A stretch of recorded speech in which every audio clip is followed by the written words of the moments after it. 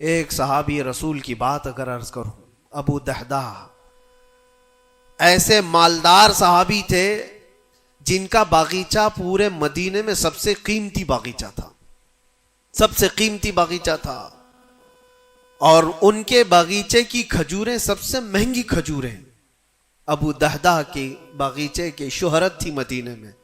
مسجد نبوی میں بیٹھے ہوئے تھے، حضور پاک صلی اللہ تعالی علیہ وسلم کے پاس ایک مسئلہ آیا تھا، ایک یہودی کا اور ایک مسلمان کا، ایک دوسرے صحابی کا۔ اس یہودی کے اور مسلمان صحابی کے درمیان جو مسئلہ وہ تھا ایک درخت کو لے کر کے، کھجور کی درخت وہ یہودی کے آنگن میں تھا جس کی کھجوریں اس صحابی کے گھر پہ گر جاتی تھی۔ انہوں نے خریدنے کے لیے کہا، وہ دینے کو راضی نہیں تھا۔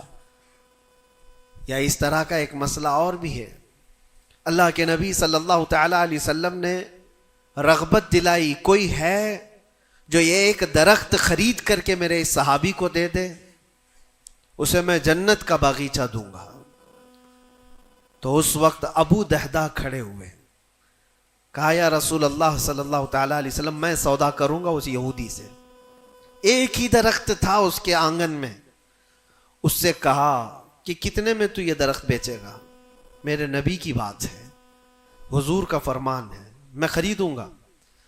اس نے کہا میں بیچنا نہیں چاہتا اس کی قیمت، کیونکہ اسے پتا تھا ان کی کمزوری ہے۔ ابو دہدہ نے کہا کیا تجھے پتا ہے مدینے اوالی مدینے میں ابو دہدہ کا باغیچہ؟ کہا اس کو کون نہیں سنا ہے، مدینے کا ہر بچہ جانتا ابو دہدہ کے باغیچے کی شہرت۔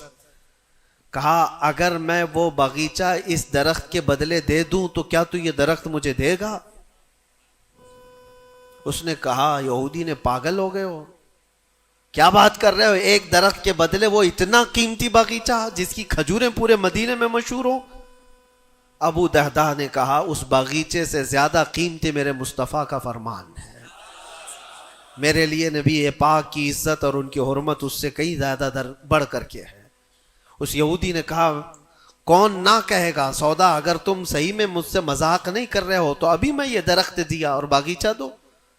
ابو دہدہ نے کہا تو نے ابھی دیا، میں نے بھی یہیں سے دے دیا، باغیچہ بیچ دیا اور ساری چیزیں یہیں پر طے کر کے اپنے باغیچے پر آتے ہیں۔ باہر دروازے پر کھڑے ہیں، باغیچے کے پھاٹک پر، ان کی بیوی ان کی بچے، گھر اندر بنا ہوا ہے باغیچے کے اندر جو ٹھنڈی حاصل کرنے کے لیے خوشنما، باغیچے کے اندر خوشنما محل بنا ہوا ہے۔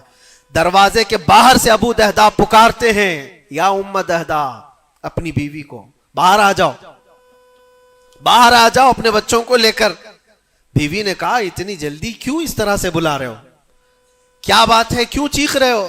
ابو دہدہ نے کہا یہ باغیچہ بک گیا ہے، اب ہمارا نہیں ہے، باہر آ جاؤ۔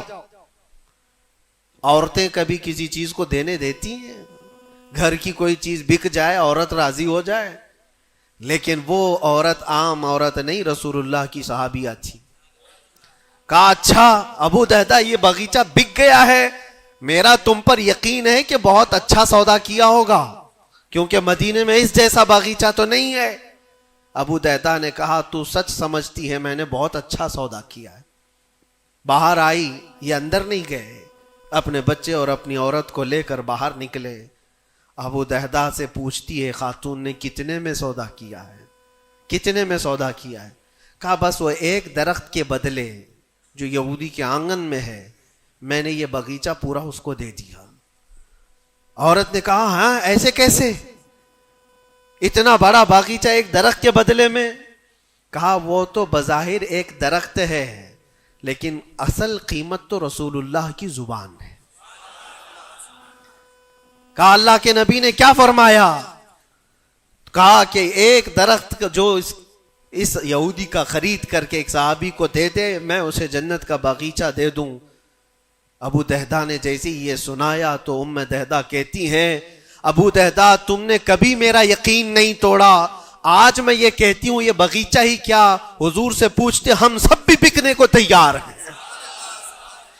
اللہ کے نبی صلی اللہ تعالی علیہ وسلم کی ذات پر یہ یقین کامل تھا، انہیں دنیا بیچ میں کبھی روک نہ سکی۔ ہمارے تو چھوٹی دکانیں ہمیں روک دیتی ہیں، ہمارے تو چھوٹے دروازے ہمیں روک دیتے ہیں.